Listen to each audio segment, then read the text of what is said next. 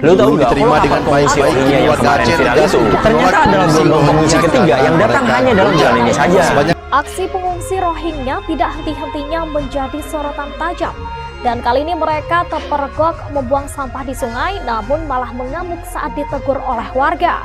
Dulu diterima dengan baik-baik, kini warga Aceh tegas untuk menolak pengungsi Rohingya karena mereka ngelonjak. Sebanyak 249 pengungsi Rohingya tiba di daratan Aceh menggunakan kapal kayu.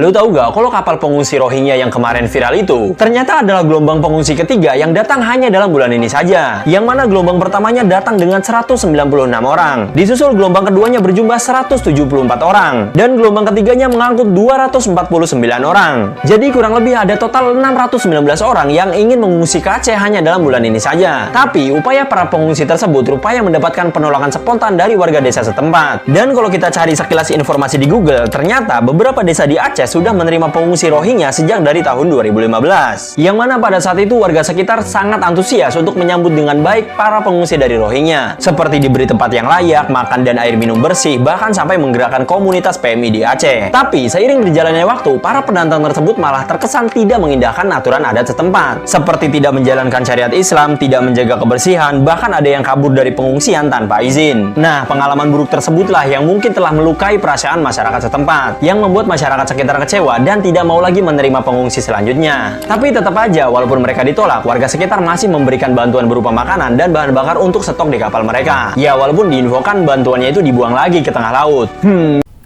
Assalamualaikum warahmatullahi wabarakatuh. Shalom, Om Swastiastu, Namo Buddhaya, Salam Kebajikan, Salam Pancasila. Saya Ruki Resalak Apu dengan NIM 2001070012 akan memaparkan analisis saya terhadap kasus pengungsian Rohingya.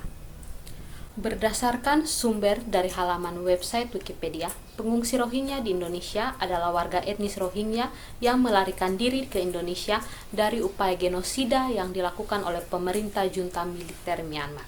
Seperti para pengungsi Rohingya di Bangladesh, Indonesia bukan menjadi negara tujuan para pengungsi untuk mendapatkan suaka politik, melainkan hanya sebagai negara transit atau persinggahan. Kemudian, para pengungsi Rohingya dibantu oleh Komisioner Tinggi Perserikatan Bangsa-Bangsa untuk Pengungsi atau UNHCR untuk dibantu menuju negara tujuan. Aceh sebagai provinsi paling barat di Indonesia dan berbatasan langsung dengan Samudra Hindia, tentunya menjadi tempat pertama para pengungsi Rohingya untuk mendarat. Selain itu, akar budaya dan nilai-nilai Islam yang kuat di Aceh membuat para pengungsi Rohingya menjadi merasa lebih diterima karena adanya kesamaan agama dan budaya dengan warga lokal. Pada 2015, ada sekitar 319 orang pengungsi Rohingya yang berada di Aceh. Kemudian bertambah 75 orang pada tahun berikutnya. Para pengungsi Rohingya di Aceh tersebut banyak yang kemudian masuk ke wilayah Malaysia atau melanjutkan eksodus hingga ke Medan. Berdasarkan sumber berita online dari halaman website BBC News Indonesia, sejak 14 November lalu, Badan PBB yang menangani pengungsi atau UNHCR mencatat bahwa Aceh telah kedatangan 1.075 pengungsi Rohingya yang tiba dalam 6 gelombang. Sedangkan berdasarkan sumber berita online dari halaman website CNN News Indonesia, Kamis 14 Desember 2023, jumlah total pengungsi Rohingya yang mendarat ke Aceh sejak pertengahan November 2023 mencapai 1.543 orang. Data itu diperoleh dari United Nations High Commissioner for Refugees atau UNHCR per 10 Desember 2023. Adapun total kapal yang mendarat di Aceh mencapai 9 unit. Saat ini imigran gelap tersebut ditempatkan di lokasi penampungan sementara di sejumlah daerah di Aceh. Di lokasi penampungan sementara di gedung bekas kantor imigrasi Lok Seumawe, jumlah pengungsi Rohingya kini mencapai 514 orang. Sedangkan di Kabupaten Pidi terdapat 2 lokasi penampungan, yaitu di Komplek Yayasan Minaraya dan di Desa Kulam, Kecamatan Bate. Sedangkan di Dermaga CT Satu badan pengusahaan kawasan Sabang atau BPKS di kota Sabang berjumlah 139 orang dan di Gedung Balai Meusaraya Aceh atau BMA di kota Banda Aceh berjumlah 135 orang. Selain imigran yang datang ke Aceh sejak November, ternyata ada 140 pengungsi Rohingya lama yang sudah menempati komplek Yayasan Minaraya, Kabupaten Pidi. Sehingga total pengungsi di Rohingya di Aceh mencapai 1.683 orang.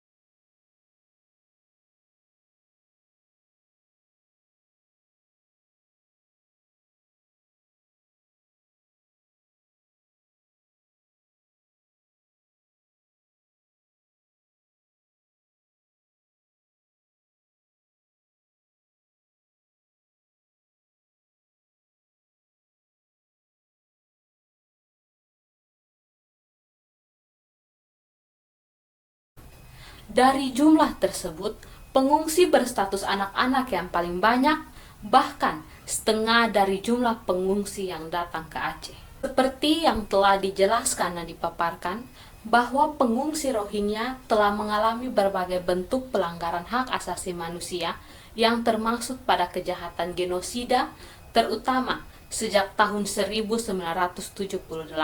Kebebasan untuk bergerak bagi orang-orang Rohingya dibatasi secara ketat dan dikeluarkannya Undang-Undang Citizenship Law yang mengakibatkan Myanmar dengan bebas melakukan diskriminasi kepada masyarakat yang tidak memiliki status kewarganegaraan.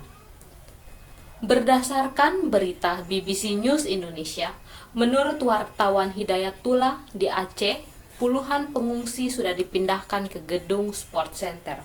Tentunya, kedatangan para pengungsi Rohingya menimbulkan berbagai pro dan kontra, serta banyak pertanyaan yang terjadi di dalam pemikiran masyarakat Indonesia terkait kedatangan para pengungsi ini. Seperti yang kita ketahui juga, hampir seluruh penduduk Indonesia menggunakan media sosial seperti Facebook, Instagram, TikTok, dan lain-lain. Tentunya banyak berita yang tersebar, baik itu berita nyata sesuai di lapangan kejadian maupun berita hoaks. Hal ini tidak luput dari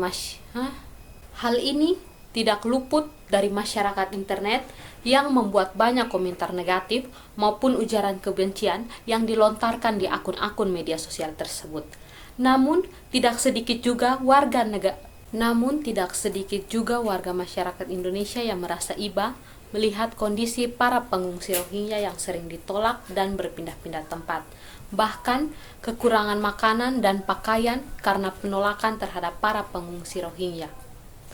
Masyarakat setempat membantu pengungsi Rohingya dengan kebutuhan dasar seperti makanan, minuman, pakaian, serta berbagai bantuan lainnya. Bantuan-bantuan tersebut diberikan sebagai rasa kemanusiaan atau simpati terhadap para pengungsi Rohingya. Hal ini juga mendapat perhatian besar dari pemerintah Indonesia, seperti salah satu seorang anggota DPR yang mengusungkan bahwa penyelamatan pengungsi di wilayah Indonesia harus didahului dengan pemeriksaan status. Hal ini tentunya menimbulkan kontra dari para peneliti yang fokus pada para pengungsi Rohingya, karena menurut mereka bertentangan dengan hak asasi manusia serta bertolak belakang pada aturan yang dibuat Presiden. Selain itu, terkait dengan pertolongan yang diberikan nelayan Aceh kepada para pengungsi Rohingya, terdapat hukum adat yang menjadi landasan mengapa nelayan Aceh memberikan pertolongan kepada para pengungsi Rohingya. Seorang nelayan di Aceh mengatakan bahwa terdapat hukum adat laut yang disepakati bersama dengan para pimpinan adat yang disebut Panglima Laut yang sudah sehat.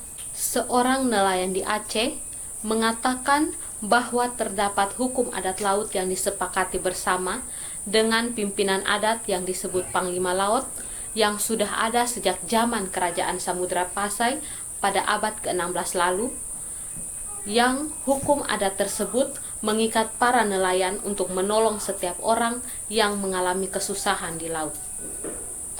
Adapun bunyi hukum adat atau sanksi adat tersebut, yakni di darat kita bermusuhan, tetapi ketika di laut kita jadi saudara. Kalau ada musibah kita wajib tolong, kalau tidak menolong ada sanksi adat.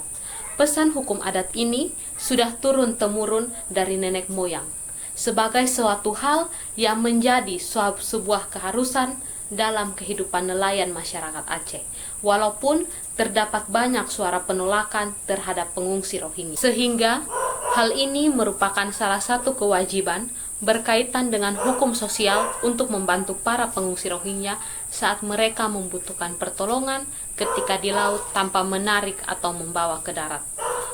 Sayangnya kearifan lokal para nelayan Aceh ini tidak diperhatikan.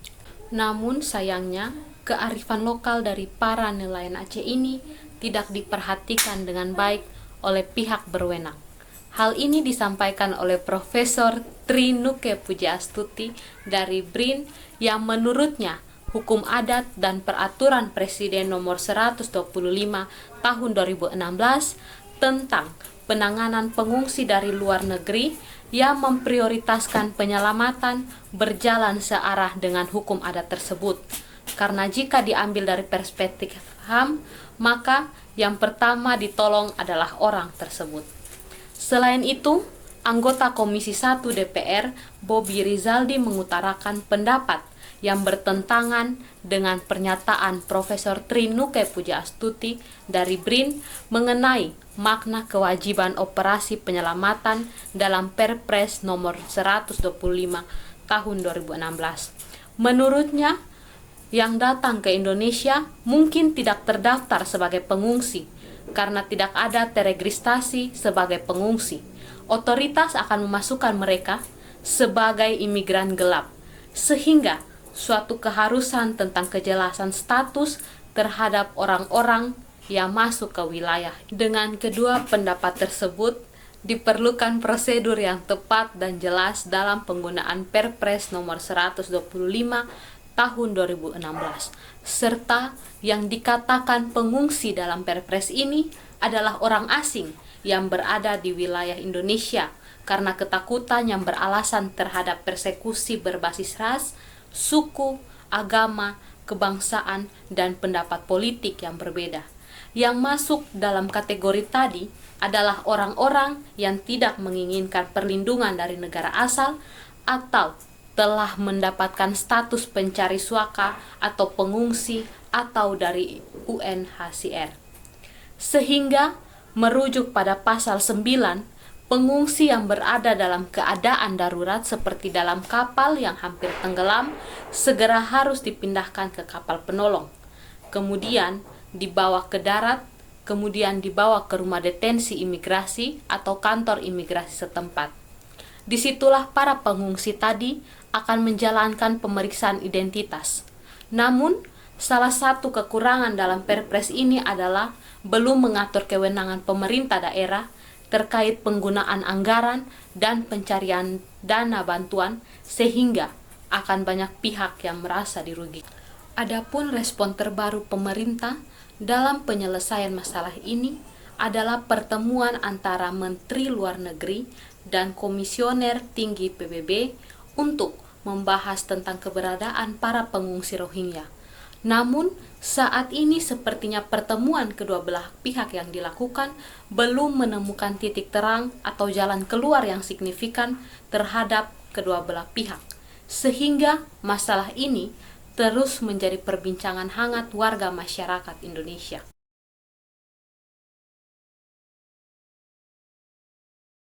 Solusi dalam memaknai nilai-nilai Pancasila.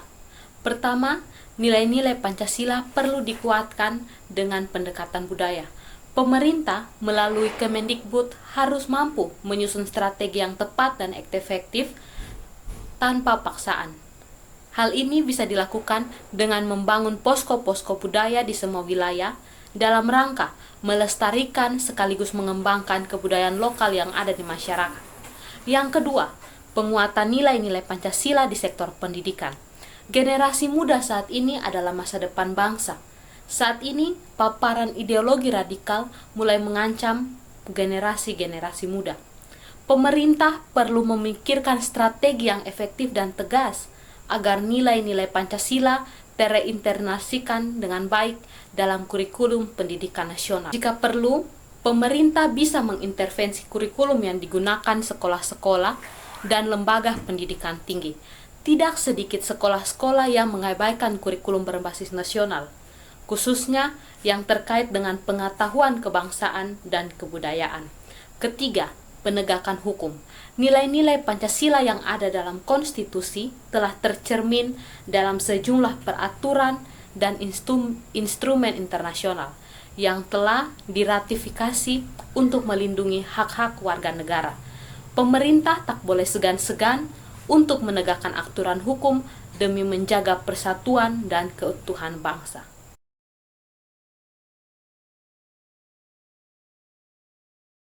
Kesimpulan yang dapat diambil dari analisis tersebut adalah sebagai warga negara Indonesia, kita tentunya harus mampu mempertahankan keutuhan negara kita berdasarkan nilai-nilai dasar Pancasila yang telah diperjuangkan oleh para pendiri bangsa kita. Walaupun banyak perbedaan yang terjadi di dalam masyarakat, tentunya perbedaan tersebut bukan menjadi penghalang atau pemecah di antara kehidupan berbangsa dan bernegara, melainkan sebagai bentuk rasa persatuan yang tinggi untuk mencapai sebuah tujuan dan kesepakatan bersama. Sekian dan terima kasih. Salam Pancasila.